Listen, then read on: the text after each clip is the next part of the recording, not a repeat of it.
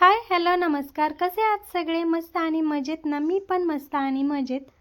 तर मी आज मस्त असे केले होते रव्याचे आप्पे, अगदी सोप्या पद्धतीने आणि घरामध्ये जे साहित्य आहे त्या साहित्यामध्ये होतात.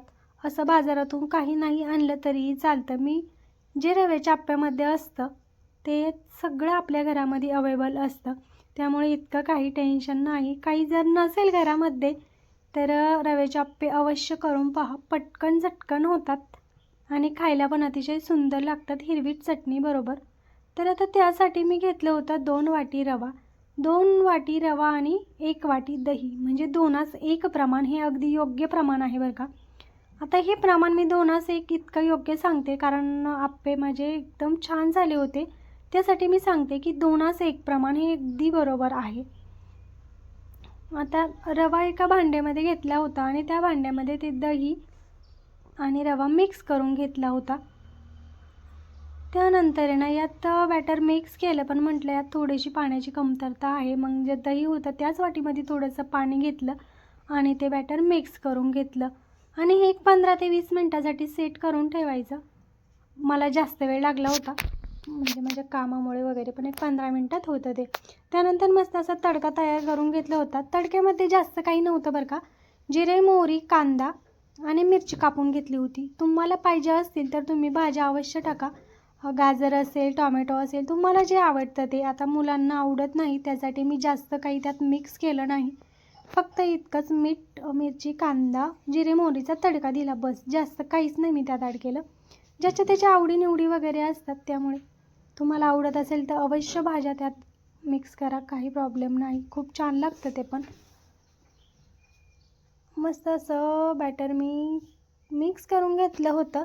आता हे एकदम योग्य आहे ते करण्यासाठी. आणि मी सोडा अगदी शेवटला टाकलेला आहे.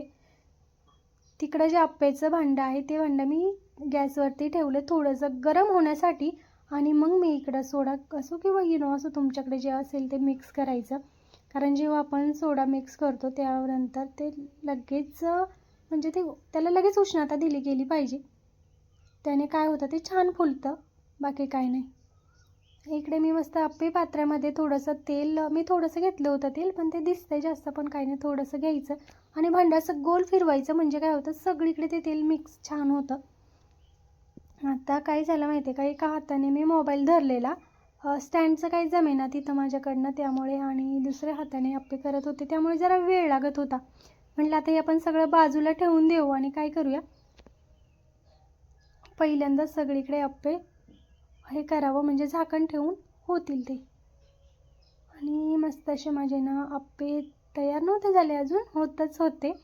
तर एक किती छान. आणि आता माझे ना मधोमध गॅस एकदम लो फ्लेमवर आहे, त्यामुळे ते मधले लवकर होतात आणि जे साईडचे आहे ना तर त्यांना वेळ लागतो. मग मी काय करते, हे पहिलं अलटी पलटी करून घेते आणि जसं होईल तसं करत असते बरं का. तर माझा व्हिडिओ छान बनवण्याचा प्रयत्न असतो. व्हिडिओ आवडत असल्यास लाईक करत जा, कमेंट करत जा.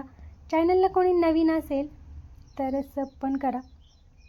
तर हे जे साईडचं आहे ना ते झालंच नव्हतं, कारण काय होतं मधोमध गॅस आणि लो फ्लेमवर असला ना ते मध्यभागीच होतं आणि साईडचं तसंच राहतं. मग थोड्या वेळ तसंच ठेवून मी झाकण ठेवलं त्यावरती पुन्हा, आणि इतके सुंदर सुंदर माझे आप्पे तयार झाले होते.